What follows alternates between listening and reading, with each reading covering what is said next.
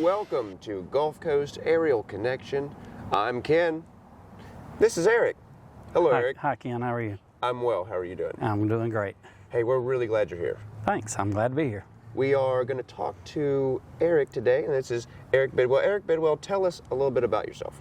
I'm a school teacher at Wewahitchka High School in Gulf County Schools, Florida, and I recently transitioned out of teaching in the classroom, but for the past 4 or 5 years, I've been teaching drones and agriculture and chemistry. All right, fantastic. You've been teaching drones, so do you have your 107? I do have my Part 107 license, yes. Fantastic. You've been flying around as an operator? Yes. How long have you been certificated? About 3 years. 3 years, okay. And most of your operations have been here in the state of Florida? Yes, recreationally outside of the state on family vacations and things like that, but everything else has been here. Okay. Now, we wanted to talk to Eric today because there is something in the state of Florida, a rule, a regulation that has come up recently that has affected not only the schools, the Florida schools, but also Florida police departments, Florida fire departments, and many other departments. This regulation from the DMS, Department of Management Services, well, actually, I'm going to let Eric talk a little more about it. What's this rule all about, this DMS regulation? I believe it's Senate Bill 44, I think is what it was originally titled. I could be wrong there, but basically what it does is it limits the manufacturers and models of drones that you're allowed to fly if you are any type of governmental agency, and that's not limited to, I believe at the federal level with the Department of Defense, it's mostly limited to DoD contractors or work that you're doing on a military base or a military installation or near one. Florida took it a little step further, and they said if you're any type of governmental agency, you're not allowed to use the drones unless they are listed on a basically a go list. The federal government calls it a blue list. They've been approved for safety reasons, you know, where the storage of information or data collected is considered to be safe based on the manufacturer's home location and what they do with the data. Okay. Now, the current list for approved manufacturers, I believe there's 5? I think there are 5 manufacturers. There's 5 manufacturers. Yes. Now, these manufacturers for the state of Florida do you own, I mean, does the school have possession, or does the county have possession of any of the aircraft that are on that list? No. My class currently has one Parrot model, but it is a fixed wing, and it's something that we just purchased basically on our own so that we would have a fixed wing for the students to learn on. It's not a quadcopter like most students are learning on. However, this particular model has not been on the approved list yet, but it is manufactured by one of the approved manufacturers. So we don't know for sure that drone is going to be an approved specific model. So the way the regulation is out right now, we have approved manufacturers, but not specific models. Correct. The model list has not been released yet. Okay. Now, when is that supposed to be released? Sometime this spring. The federal government has a blue list of manufacturers and models, and this list seems to mirror that as far as the manufacturers, but as of my last check, there was no list. As a matter of fact, there's a disclaimer in some of the legislation and the way it's being interpreted to tell you that specific models may not be included just because that manufacturer is an approved manufacturer. So it's kind of a caveat. You know, we're saying these manufacturers are the ones that are currently approved, but we can't guarantee that a specific model manufactured by them will meet those regulations. Okay. Okay. Now, so this meant that recently, January 1, 2023, schools, fire departments, all the emergency response agencies, they had to stop using their DJI equipment or anything that wasn't on the list. Yes. Have you heard of agencies that were affected by this? So DJI is a manufacturer that's based in China, and the only reason I mention it is because the legislation specifically mentions it. They basically call out DJI. It's the largest drone manufacturer on the planet. Almost all recreational drones, well, I should say a large percentage of recreational drones, as well as commercial and safety drones, government drones, quite a few of them are DJI. So they have been kind of specifically targeted, for lack of a better word, but as well as other manufacturers who are not currently USA-based, United States of America-based manufacturers. So the concern is understandable that the data being shipped back, so for a company in a communist state like China, the government, even though there are individual companies, the government has access to all of their information, and so the concern is that the government can have we're all basically working for them collecting data. So I understand the theory behind it. It's just kind of created a little bit of a hardship because any government agency in the state of Florida, if you get any kind of governmental funding, you are not allowed to use anything except for what's on the approved list. We kind of thought that there might be some relief from that for educational uses, and because you're thinking about high schools, technical schools, colleges, universities. If they have any of these drone programs and they have a fleet or one DJI drone, it is no longer allowed to be used by law. It's supposed to be basically mothballed and no longer used. Right. And from what we're hearing, a lot of the programs that were stood up recently, a lot of these drone programs that were stood up recently are now waiting. I guess kind of, for lack of better understanding, is they're waiting, they're in a holding pattern for the decisions that DMS is going to come up with. Yeah, because again, with the manufacturers being approved, you could go out and what my students learned on is a DJI Mavic Mini, retail $1,000 for the setup. Realistically, you can get a refurbished drone, so if one of my students crashes one, I can get one for $200 to replace it. So you probably would be able to get on, a big box store, or online and purchase a Mavic Mini for around $650 now. Well, something comparable is looking like it's around $5,000 to $6,000 now. So you're talking about a drastic increase just to purchase up front, not to mention if they're, if a student crashes one or something like that. So that's a pretty big loss. That's a large load to carry, and then multiply that by every school that has a drone program, as I say, high school, middle school, college, university, technical school, and then multiply that again because all of your emergency management, if it's a rescue team, it's the forestry, if it's a police or sheriff's department, fire department, no one is allowed to use these drones unless they're on the approved list.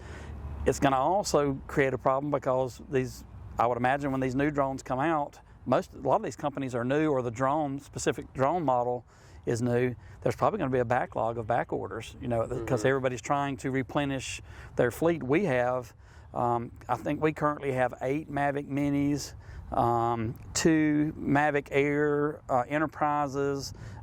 We probably have $25,000 worth of drones just at our little school.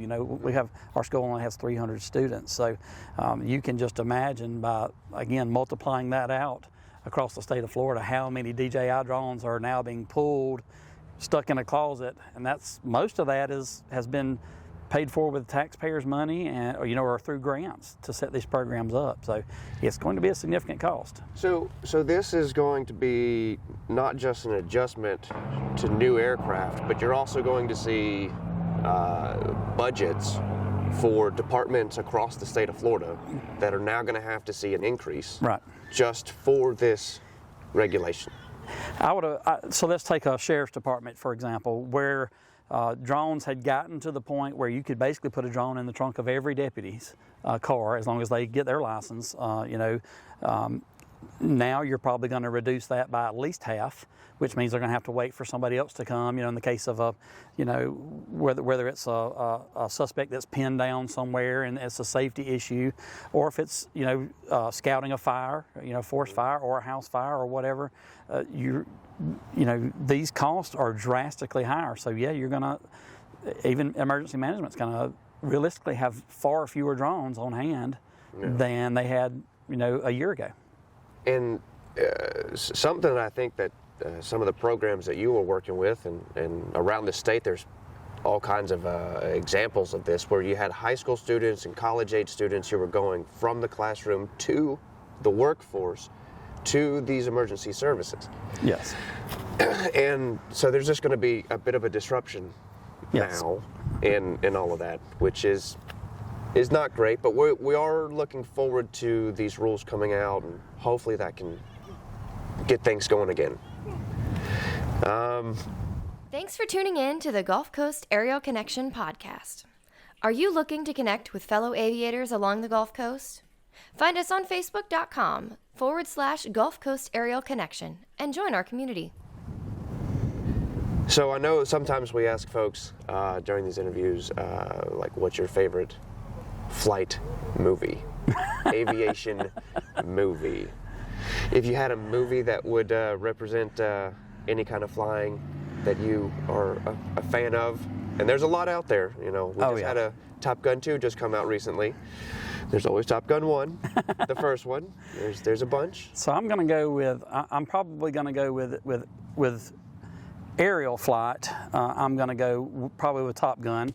I graduated from high school in 1987, so that's more back in my time. I enjoy it, but also I would probably consider something along the lines of maybe The Abyss or something like that, where they have the underwater remote drones. I mean, I'm fascinated by the search of the Titanic and those kinds of things, and those are also qualify as drones as far as my students are concerned. Everybody thinks of the aerial drones, and that's understandable, but I would probably go more really towards the footage of the Titanic in that movie, or something along the lines of The Abyss, where they're going way off the edge and doing some deep diving. It's all because it's all unmanned is really the we have drones on Mars. I mean, that is a big push, and I try to push my students to seek that out. I have a lot of students who are in chemistry as well as drones, and I just tell them about the opportunities. We can't even fathom what the opportunities are going to be. There's so many new things coming down the line, this whole drone thing, the remote operations, that's real big right now. And y'all are seeing it. I mean, the last few years you've seen, 10 years ago this wasn't even an option. No, it was not. But there's been a lot of advancements. It's really good to see that there's this much involvement, and that the students are into it, the teachers are into it, everybody wants this to happen. We just need the regulators to kind of get on board with what the vision is, where we're headed. Yeah, I think that I think I started in 2016. I think you guys, we started talking about around 2014, when 107s were starting to get going, and they have been very, the FAA has been very upfront about the rapid and drastic changes that are going to occur, just because it's a whole new field, and you can't even anticipate what some of the new rules are going to be. We have remote ID, that came into effect last year, and will phase in again now, and that's part of this problem with this list. You could go and get one of these approved drones, but if it doesn't have remote ID, which is going to be folded in, then you've wasted money again. You're going to have to reboot and buy new drones. Some of those are going to be adaptable. Some of those older drones are going to be adaptable, either with a software update or the application of a dongle, that plugs into the drone. But then some of them are not going to be. So you could theoretically spend $10,000 to $15,000 on a drone and it not be commercially flyable, in a few months. So it's there are so many changes. When obviously we weren't allowed to fly over people or fly at night, and that's just changed in the last 18 months, and now you can. And it's just going to continue to adapt, and people are going to have to keep up with the rules. there's a lot more to it than what people think. You can, just run out to a discount store, buy a drone, and take off flying. I mean, people do that, but if you're going to fly legally, there's so much more involved in it. Quite a bit. There's quite a bit. So, well, good. No, hey, it's been good talking to you. Let me see if I have any other questions before I go. Let's see. We know that So right now it's January. We're in the middle of January, beginning of 2023.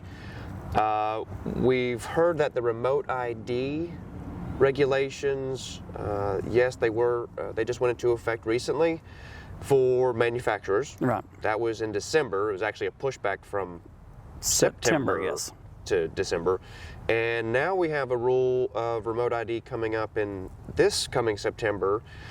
There's no plans of pushing it back at the moment. Right. We'll see what happens. But when this new regulation comes in, is there a plan right now that the state has to kind of help mitigate both of these regulations? I mean, has that been thought of? I mean, is that even? I know it's probably discussions that your students are having, but is it something that you've heard from the state that they have a clear path on where they're going here? I'm just going to be upfront and honest with you.